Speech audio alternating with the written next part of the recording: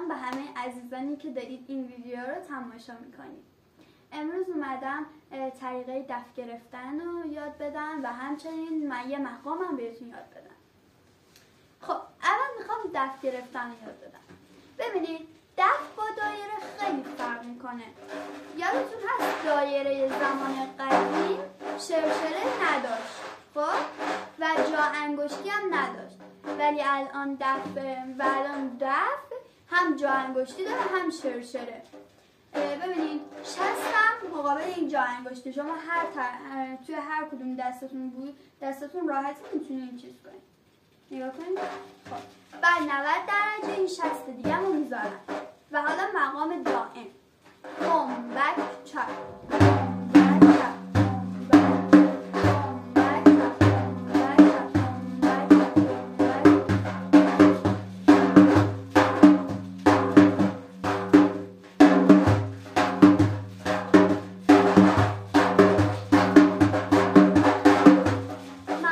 نگاه های زیباتون که در دفنوازی من نگاه کردید. خدا نگهدار.